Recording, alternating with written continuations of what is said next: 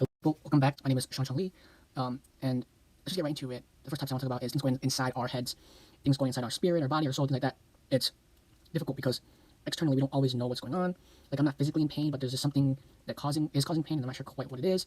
Or it could be people seeing from the outside, but they don't really know like what I'm feeling on the inside. And so what I want to address today is an issue that I know a lot of us are going through right now is like internal motivation, internal sadness, and the overlying theme of what we can do to get better. There's no right or wrong answer. Everyone's different, and things cater to different people. But for me personally, there are different strategies that we can cope with, different strategies that we can approach and try. One of them is very simple. I call it journaling. So journaling is a great method to not only organize our thoughts, but to put them on paper and see it from a third person perspective. When we take our internal speech, whether it's upset or happy, confused, by writing it down in a journal, and I have a journal every day, right at hand. If I'm feeling something, I can always just write it down. Now, what this happens is giving it a third person perspective. So when we put it down on paper, it takes us a step back. So we see the problem on paper, take a step back, and we can read it and start to figure out what the problem is. Now, that problem could be relationship problems. That problem could be a relationship with ourselves. The problem could be, problems with school, problems with our passion, things that's not going the right way. And whatever the case may be, by writing it down, already gives us the first step to solving that problem. So journaling is a great strategy and a great tool, a process that can help us cope with, our personal problems. And the other one that I wanted to mention was meditation. And usually I'm very keen on keeping some things that I use personal to myself. So there's this concept called meditation. I have my own strategy, but I kind of want to save that for myself because it's very personal to who I am. But there's some things that would come from meditation. It's sitting down or standing, however you want to practice it, and being with yourself. Now, that can be a positive thing and a negative thing. One of the sayings I watched from a movie, if any of you have seen Pose on Netflix, one of the actors, he says the most dangerous thoughts that we can have happen when we are with ourselves. So I think there's a difference of being alone with your thoughts versus learning about your thoughts.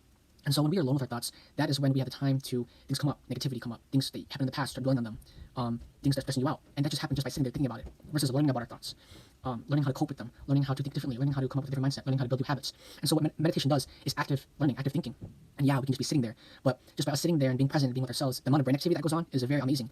And with meditation, there's a process to slow breathing, a process to slow the way we think, a process to focus on our breath. And what this does is allow us to slow things down. So by the brain activity, what I mean by this brain activity, I mean is slowing our thoughts down and organizing it, seeing the issues, organizing our thoughts and seeing, okay, let me try doing this, let me think a different way, let me solve this problem that's going on inside my mind. And so what meditation does is it gives us, in my opinion, like a second chance. If there's problems going on throughout the day, if there's an issue that you haven't solved yet, or internal trauma from a long time ago, childhood trauma. Childhood trauma is a very overlooked issue where we have problems that happen to us when we're little and we never address them, but the problems come back up later in the future when we're older. So by meditating, we can sit down and have this breakthrough. Sit down, think about it, and have this realization of, let me take these issues and overcome them just by thinking a little bit differently. And that is so powerful. Every day we're rushing. Every day we have things on our to-do list, and there's always things going on in our mind. By taking 5 minutes, maybe even three, 30 seconds could even help. But in that amount of time, just taking a second, not taking a second, taking 5 minutes, taking 3 minutes, taking 30 seconds to sit down, be present, and allowing our mind to slow down just for that portion of time, to organize our thoughts, to center ourselves. And when that happens, it creates a better understanding of who we are, creates a better understanding of how we feel, creates a better understanding of, okay, there are things and obstacles in front of me, but now that I'm centered, now that I can breathe, now that my mind is more clear, I know that when I tackle this task, it'll be much more fluid, efficient, and hopefully easier, right? So method number one of helping cope was journaling. And in my opinion, there's a way that these can go hand in hand, because by you meditating first, when you write and journal, you are very more articulate and your mind is more clear. So when you journal, those thoughts are more coherent. Or you can journal first and let all the anger or all the passion come out on the page. Then when you go to meditate, your mind is already set to be more clear. You're already stimulated in the head, stimulated on practicing self-love, and stimulated on how to learn more about ourselves, learn more about yourself.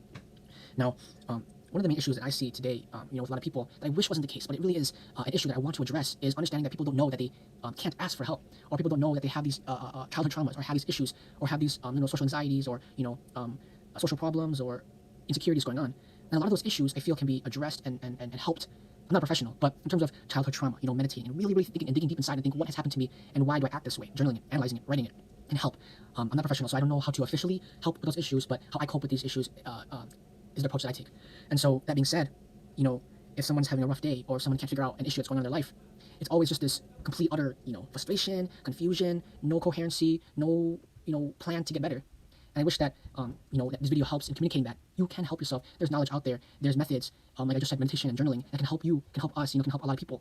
And another issue that I want to think about is when these issues arise, we always internalize it and don't seek help. Either we are embarrassed, we are shy, we are insecure, we are afraid of other people's judgments. Those things are not as important as your mental health, as your longevity, as your joy, as your happiness. So what I would say to these four problems, insecurities, being shy, what people think about it, embarrassed, you're afraid to speak up, all those things, what I would say is, yes, those are valid feelings.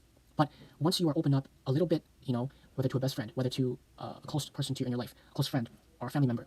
By opening up a little bit, what happens is you start to feel, oh wow, that felt a lot better. Shedding all those layers. Wow, that felt a lot better. And by doing that, that's when we begin the process to feeling better. And that is the reason why we are here watching this video, doing this podcast, is to learn how to cope with these problems and feel better. And so, I guess like the way that I want to close things off is number one, journaling. Number two, meditation. And three is don't be afraid to ask for help. And what I find very interesting is that, there's always this, if you need help, come contact me. If you need help, just say anything. If you need help, just come talk to me. But I feel where the disconnect is, yeah, a lot of us say that, but we don't do it. So I think for us personally, me included, what we can do as friends, as a family member to others, is to be that person. Be that person that opens up. Be that person that, is willing to take the extra 30 minutes to listen to someone's problems. Be willing to be that person that, is with someone. And even if we're having like a great time, we're having an amazing day, we don't say anything about ourselves, and we just listen entirely, empathize with the person in front of us, connecting, making eye contact, and really listening and trying to understand where their feelings are coming from. So if there isn't someone in their life that, can help support us, then we can be the person that helps supports another person. And by doing that, what happens is we give the other person strength, and then when that person has strength, they have strength to listen to our problems as well. So it's a win-win. It's a win because you're helping someone cope with their problems, but simultaneously, in that space, vulnerability is opened up, you guys are more comfortable around each other, and allows you to convey your feelings to them. And it's just this amazing cycle of longevity, this amazing cycle of, coping with stress, this amazing cycle of learning about ourselves. And that's what it's about, So, as a message just to send off, I hope you guys enjoyed this podcast, enjoyed my video, journal guys, practice meditation, don't be afraid to ask for help. And I can commend and I can give a lot of props to people that are actively seeking help, seeking therapy, talking to family and friends, because it takes a lot of courage to be brave, a lot of courage to open your heart up. But let me tell you this, once I started doing that, being vulnerable, being brave, being courageous, the gratification and the emotion and the emotional wealth that comes with it is very fulfilling. And I wish that a lot of you guys would feel those emotions as well. So, hope you guys enjoyed this. My name is Sean Lee. If you've been here before, welcome back. And if this is your first time, welcome to the family. All right, y'all.